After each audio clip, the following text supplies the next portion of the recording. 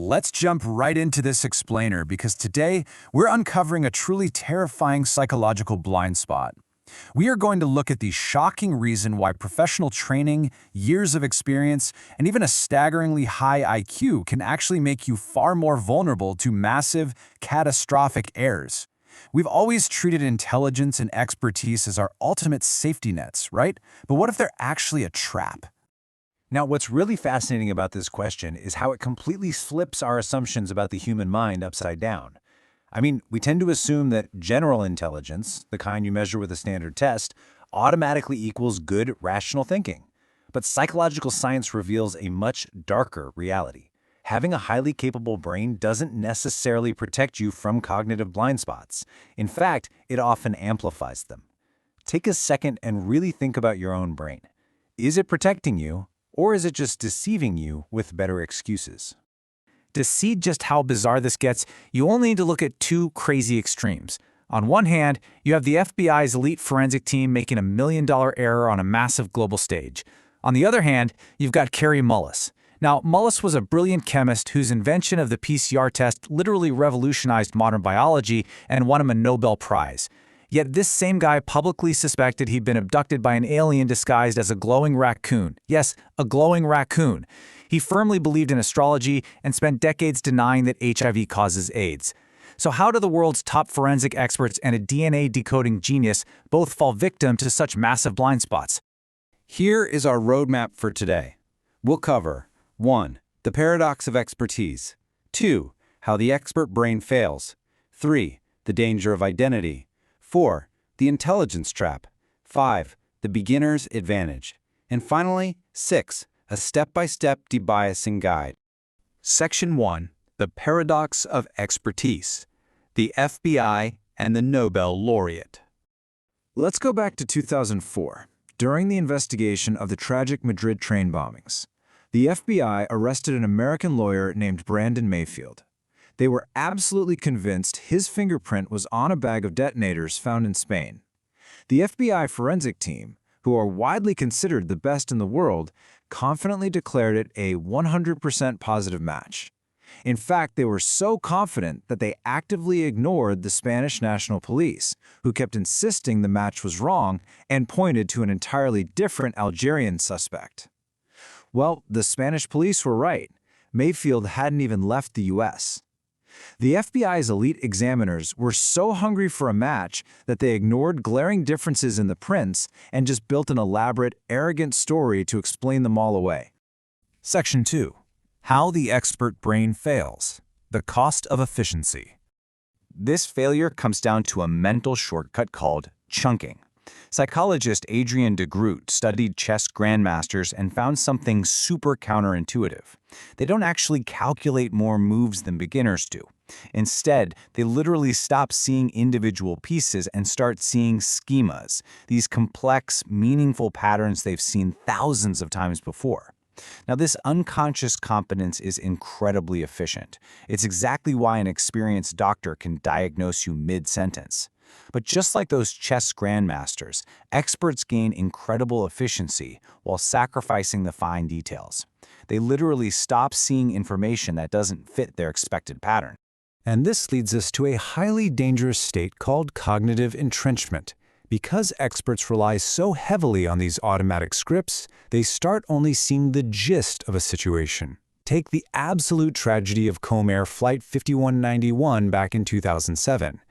A highly experienced pilot lined his plane up on a runway that was simply way too short. Because his safety procedures were completely automated in his brain by that point, he missed every single visual warning sign. His expertise actually made his judgment less careful, and this gets compounded by what psychologists call earned dogmatism. That's the dangerous assumption that because you have the credentials, you've somehow earned the right to be closed-minded. You just assume you're right, and you stop looking for the exact information that could prove you wrong. Section 3. The Danger of Identity. Protecting the Castle. Things get even worse with identity-protective cognition. This is when we stop evaluating evidence based on actual facts and instead judge it based on whether it threatens our core sense of who we are. It's a completely impartial psychological mechanism, and it perfectly explains why brilliant visionaries sometimes act totally against their own self-interest. It's why a genius like Steve Jobs tried to treat his highly treatable cancer with fruit juices and spiritual healing until it was far too late. The medical facts directly threatened his alternative countercultural identity. The data on this is honestly staggering. Yale Law School researcher Dan Kahan gave participants raw math data regarding gun control. Now, when the math happened to support a person's political identity, smart, highly numerate people easily got the answer right. But when the math contradicted their politics, these highly intelligent people were actually 45% more likely to fail the exact same math problem. It neutrally proves that intelligence didn't help them find the truth at all. Regardless of their political affiliation, their IQ is basically hijacked just to protect their identity. Section 4. The Intelligence Trap. Dysrationalia and Motivated Reasoning. Think of your mind like a fortress. Motivated reasoning is when you use your high IQ not to seek the truth, but to build a massive, sophisticated moat around that fortress to protect your pre-existing beliefs. Having a high IQ doesn't make you objective. Just look at an incredible study of the high IQ society Mensa. It showed that 44% of its elite members believe in astrology and 56% believed aliens had visited Earth. Their raw intelligence just made them absolute experts at building a defensive moat around their irrational beliefs.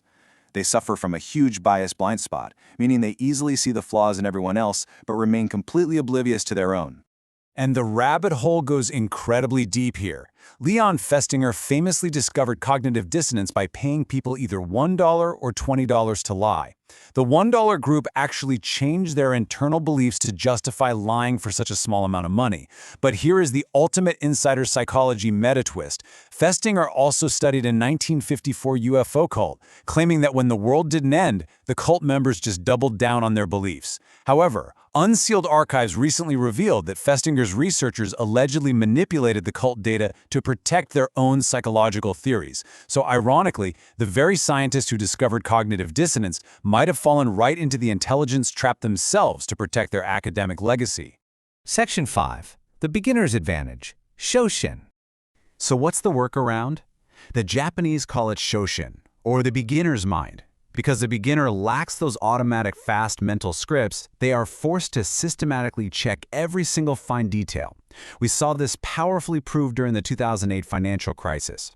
Researchers looked at 100 different banks. Before the crash, the highly expert boards did well.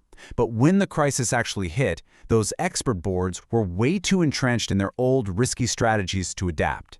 It was actually the banks with less knowledgeable independent directors that outperformed everyone else. They weren't stuck in the expert bubble, so they saw the crucial details that the supposed experts totally ignored. Section 6. Step-by-step debiasing guide. Evidence-based wisdom. All right, let's get practical. Here is your actionable, step-by-step toolkit to identify and debias your own brain. Step 1 is the strategic pause. Keep in mind medical diagnostic errors kill up to 80,000 Americans a year. Forcing yourself to just pause for a few seconds to revisit your initial hypothesis can boost accuracy by up to 40%. Step 2 is cognitive reflection. Actively ask yourself, am I believing this information because it's true or just because it protects my ego? Step 3 is self-distancing, also known as Solomon's paradox. Try viewing yourself in the third person. Ask, why is your name feeling so threatened by this data right now? And finally, step 4 is moral algebra. Write out the pros and cons, but crucially, wait several days for your hot emotions to cool off before making your final decision. We are actually seeing this kind of intellectual humility working in the real world right now. To avoid those earlier mistakes, the FBI now uses linear sequential unmasking, meaning forensic experts have to mark up crime scene evidence before they are ever allowed to see a suspect's print. They are humbly admitting their brains are prone to bias. Mindful organizations like nuclear power plants practice deference from the bottom, where top managers humbly listen to the frontline workers who are actually touching the valves. And on a personal level, research proves that publicly admitting your mistakes online actually makes you look more competent and respected to others, not less. True intellectual humility isn't a weakness. It's a massive life hack. I absolutely love this quote by McDonald's founder Ray Kroc because it perfectly encapsulates the danger of the intelligence trap. As long as you're green, you're growing. As soon as you're ripe, you start to rot. The curse of expertise is essentially the rot of a mind that thinks it is finally ripe. We all have a vital, constant need for continuous intellectual humility. Think about it like building a sports car. Your intelligence is this incredibly fast, powerful engine. Your expertise is the high-octane fuel. But if you don't have the brakes of self-reflection and the steering wheel of intellectual humility, your high-powered intelligence is just driving you off a cliff faster than anyone else. Without them, you're just going to build a massive moat around a terrible idea, perfectly rationalizing your way right into a disaster. So I want you to leave this explainer with one crucial question. When was the last time your own brain tried to trick you just to protect your ego? Try to find your beginner's eye today. Look for those fine details you might have been trained for years to just ignore. Because remember, being smart is only a virtue if you actually have the wisdom and the humility to use it to find the truth rather than just proving yourself right.